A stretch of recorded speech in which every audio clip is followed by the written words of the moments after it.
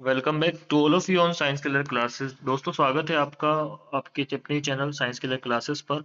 और हम इस पर जो है आज से एक नई सीरीज शुरू कर रहे हैं हिस्ट्री के एमसीक्यूज की, chapter wise lesson wise MCQs जो आपको यूपीपीएससी, यूपीएससी और यूपीजीआईसी, आपका यूपीएचईएससी, यूपीजीडीसी जितने भी एग्जाम हैं सभी के में आपको उसमें सहायता मिलेगी। और यहाँ पर हम इसका डिटेल एनालिसिस भी करेंगे क्वेश्चंस का। तो शुरू करते हैं आज से। आज की पहली वीडियो है हमारी। पहली बार सब्सक्राइब इसको अगर विजिट कर रहे हैं तो सब्सक्राइब कर लें, शेयर करें ताकि हर आने वाली वीडियो अपडेट आपको मिले। क्वेश्चन आपकी स्क्रीन पर है। निम्नलिखित में से कौन सा या से लक्षण सिंधु सभ्यता के लोगों का सही वर्णन करता है? उनके विशाल महल और मंदिर होते थे। वे देवियों और देवताओं दोनों की पूजा करते थे। तीसरा है, वे घोड़ों द्वारा खींचे गए रथों का प्रयोग करते थे। केवल एक व दो, केवल दो, एक, दो और तीन, या इनमें से कोई नहीं। बताइए आपको इसका उत्तर क्या होगा।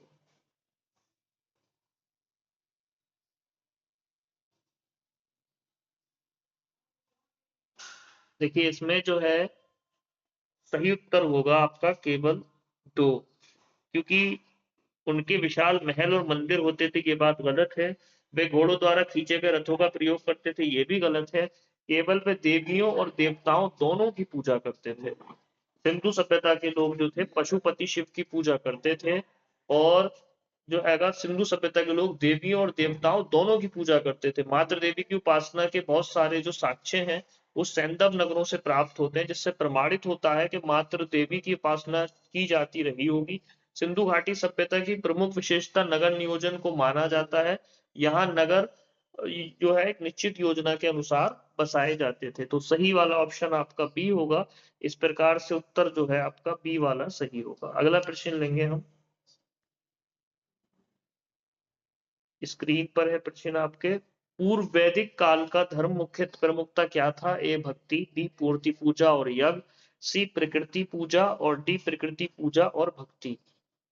तो वैदिक काल का जो है आपका धर्म पूछा है, या यहाँ पर यह भी प्रश्न पूछा जा सकता था वैदिक आर्यों का धर्म क्या था? पूर्व वैदिक आर्यों का धर्म भी यहाँ पे पूछा जा सकता था। ठीक है, तो प्रश्न संख्या 2 है, इसका आपको उत्तर बताना है। तो इसका उत्तर क्या हो जाएगा? इसका सही उत्तर हो जाएगा आपका प्रकृति पूजा वाला जो ऑप्शन है, सी वाला यहाँ पर सही हो जाएगा। क्योंकि पूर्व वैदिक सभ्यता के धार्मिक जीवन की जानकारियों के प्रमुख स्रोत पुरातात्विक अवशेष, मूर्तियां, मोहरें, मृदभांड, पत्थर व अन्य पदार्थों से निर्मित लिंग तथा चक्र की आकृति, ताम्रफलक आदि हैं, जो इस बात के प्रमाण प्रस्तुत करते हैं कि तत्कालीन समाज में जो लोग थे वो प्रकृति पूजा, वृक्ष पूजा, पशु पूजा के साथ साथ यज्ञों आदि के प्रति आकर्षित थे। लोथल तथा कालीबंगा में मिली जो आपकी यज्ञ देवियां हैं वो इसका प्रमाण है। तो अगला प्रश्न लेंगे हम, बढ़ते हैं अगले प्रश्न की तरफ।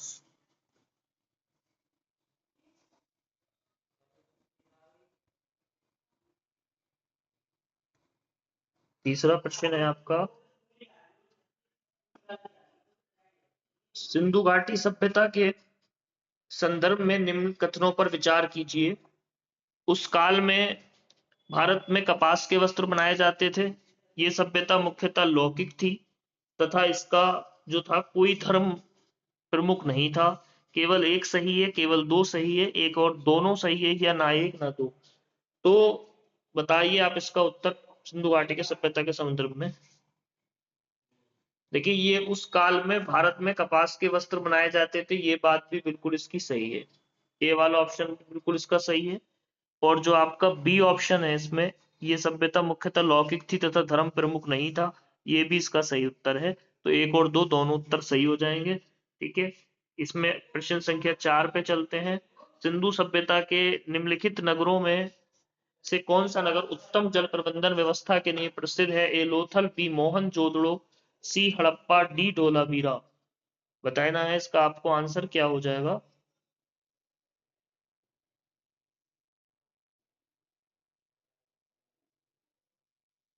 तो इसका उत्तर होगा आपका बी मोहन जोदड़ो। मोहन जोदड़ो उत्तर होगा इसका।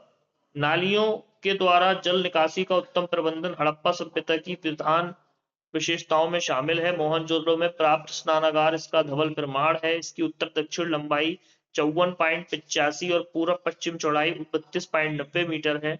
सड़कों के दोनों ओर नालियां और उनके पक्का ईंटों से ढका होना मोहनजोदड़ो की बेनजीर विशेषताएं हैं।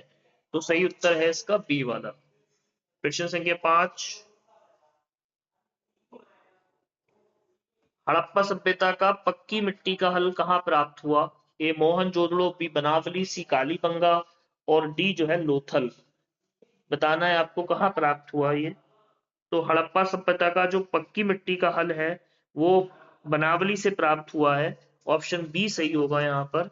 और हरियाणा के हिसार में ये स्थान पाया जाता है। हरियाणा में ये स्थान है, हिसार में। ठीक है, अगला पॉइंट लेते हैं।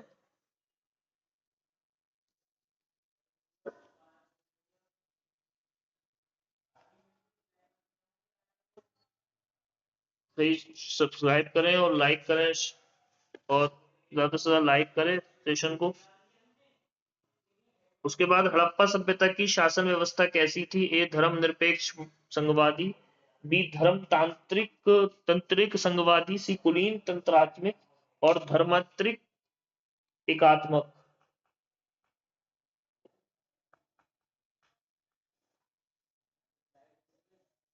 इसका आंसर होगा धर्मतांत्रिक और एकात्मक। प्रश्न संख्या 7,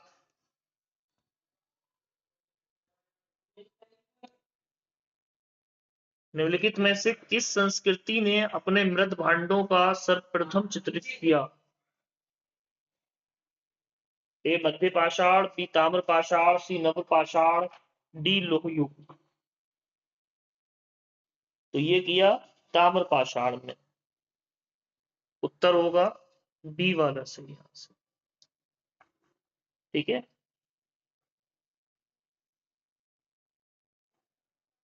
इसमें लाल रंग का प्रयोग बर्तनों के ऊपरी तथा काले रंग का प्रयोग बर्तनों के निचले भाग पे किया जाता था। ये आप याद रखिए, यहाँ पे लाल रंग करते थे वो लोग,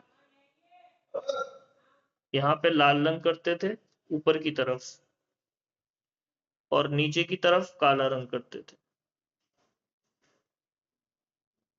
इस प्रकार से। चलिए, अगला प्रश्न है,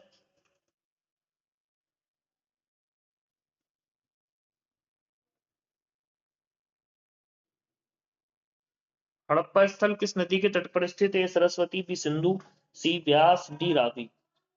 बताइए।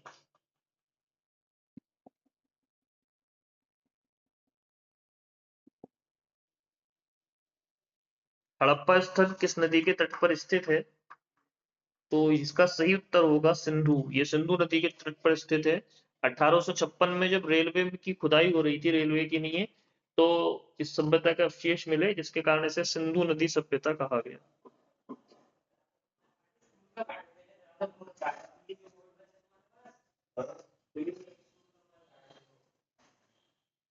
प्रश्न संख्या 9, मोहनजोदड़ो निम्नलिखित में से कहाँ स्थित है? भारत के गुजरात राज्य में, भारत के पंजाब राज्य में, पाकिस्तान के सिंध प्रांत में, या फिर अफगानिस्तान में। तो मोहनजोदड़ो निम्नलिखित में से कहाँ स्थित है?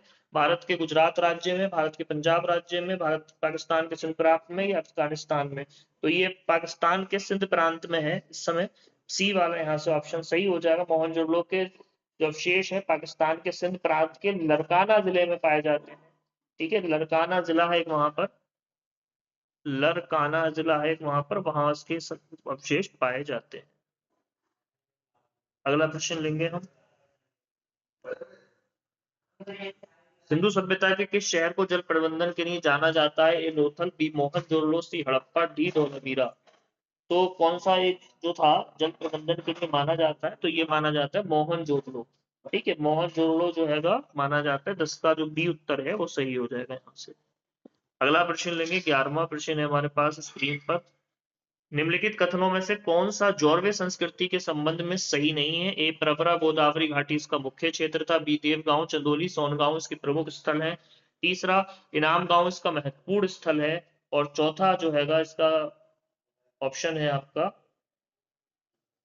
ये संस्कृति अचानक समाप्त हो गई।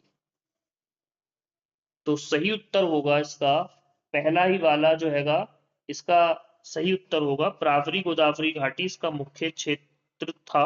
मतलब सॉरी सॉरी, इसमें सही नहीं पूछा है उन्होंने। तो सही नहीं जो होगा आपका, एक वाला सही होगा, प्रावरा गोदावरी घाटी इसका मुख्य क्षेत्र था, क्योंकि पश्चिम महाराष्ट्र में देमाबाद, चंदौली, सोनगांव, माउंटबाव इस संस्कृति के प्रमुख घाटे थे। और इसका जो संबंध है वो गोदावरी घाटी से नहीं है, बल्कि नर्मदा घाटी से है। कौन सी घाटी से है? नर्मदा घाटी से है। तो ये जो है प्रश्न हमारा यहाँ पे नर्मदा घाटी होगा। तो इस हिसाब से इसका जो उत्तर हो जाएगा वो पहला ही हो जाएगा। अगला प्रश्न लेंगे हम यहाँ से 11वां 12वां प्रश्न है हमारा। सिंधु घाटी सभ्यता के संदर्भ में निम्नलिखित कथनों पर विचार कीजिए। मुख्यतः लौकिक सभ्यता थी। उस काल में भारत में कपास के वस्त्र बनाए जाते थे। केवल एक, बी केवल दो, सी एक तथा दो दोनों, और डी ना तो एक ना दो। तो अभी हमने आपको पहले भी पढ़ाया था कि इसमें जो है कपास के वस्त्र बनाए जाते थे, तो ये वाला पॉइंट तो आपको पहले से मिल जाएगा। ये मुख्यतः लौकिक सभ्यता थी, ये भी जो है बात सही है। तो एक और दो ऑप्शन यहाँ से सही है। ठीक है, इसके बाद अगला प्रश्न हम यहाँ से लेंगे, 13वां प्रश्न है हमारा। निम्नलिखित में से कौन सी एक हड़प्पा सभ्यता की विशेषता नहीं है? घरों के दरवाजे गलियों में खुलते थे। बी मकानों में स्नान और शौच का अलग अलग स्थान होता था। तीसरा, नगर दुर्ग प्राचीर युक्त था। चौथा, आपका दूसरी मंजिल से नालियां दीवार के भीतर बनाई जाती थी। तो इसमें सही उत्तर आपको बताना है। सही उत्तर इसका क्या हो जाएगा? तो इसका सही उत्तर हो जाएगा डी वाला, इसका सही होगा। दूसरी मंजिल से नालियां दीवार के भीतर बनाई जाती थी, ये वाला ऑप्शन इसका गलत है। तो डी वाला ऑप्शन यहाँ पे उत्तर सही हो जाएगा। 14वां प्रश्न है, हड़प्पा सभ्यता किन क्षेत्रों में फैली थी? ए कश्मीर, पंजाब, सिंध और उत्तर पूर्वी सीमांत। बी पंजाब, सिंध, उत्तर पश्चिमी सीमांत और कश्मीर। सी पंजाब, सिंध और उत्तर पश्चिमी सीमांत का एक भाग। डी पंजाब, सिंध, उत्तर पश्चिमी सीमांत, कठियावाड़ और गंगा यमुना दोआब का एक भाग। बताना है उत्तर आपको, इसका सही उत्तर क्या है? तो इसका सही उत्तर है आपका डी वाला। UPSI, UP sorry, home guard के लिए भी बैच स्टार्ट हो गए हैं हमारे चैनल पर। और इसके अलावा लेखपाल वगैरह के लिए भी बैच चल रहे हैं, तो जुड़े रहिए साइंस के लिए क्लासेस से। क्वेश्चन संख्या, हाँ तो इसका हम थोड़ा सा डिटेल आपको बता देते हैं। कुल 13 लाख वर्ग किलोमीटर में ये सिंधु सभ्यता फैली हुई थी। इसका विस्तार पश्चिम से पूर्व तक 1600 किलोमीटर तथा उत्तर से दक्षिण तक 1400 किलोमीटर था। अगला प्रश्न हम लेंगे यहाँ से, 15वां प्रश्न है हमारा। सिंधु सभ्यता के बारे में कौन सा कथन असत्य है? नगरों में नालियों की अच्छी व्यवस्था थी। बी व्यापार और वाणिज्य उन्नत था। सी मातृ देवी की पूजा होती थी। डी लोग लोहे से परिचित थे। तो आपको ये वाली बात तो पता ही है कि मातृ देवी की पूजा होती थी, ये तो बात सही है। यहाँ पे व्यापार वाणिज्य उन्नत था, ये भी बात सही है। नगरों में नालियों की अच्छी व्यवस्था थी, तो लोहे लोहे के से परिचित नहीं थे। तो ये धातु तांबा से परिचित थे, लोहे से नहीं थे। अगला प्रश्न हम यहाँ से लेंगे, 16वां प्रश्न है हमारा। सिंधु सभ्यता का कौन सा स्थल भारत में स्थित है? हड़प्पा, भी मोहनजोदड़ो, सी लोथल और डी में से कोई नहीं। तो इसका जो सबसे आसान उत्तर होगा लोथल, यहाँ पर ही है। और लोथल जो है इस टाइम अहमदाबाद में है वर्तमान में। तो ये जो है अहमदाबाद में है, गुजरात में मतलब। क्वेश्चन संख्या 17 है आपकी।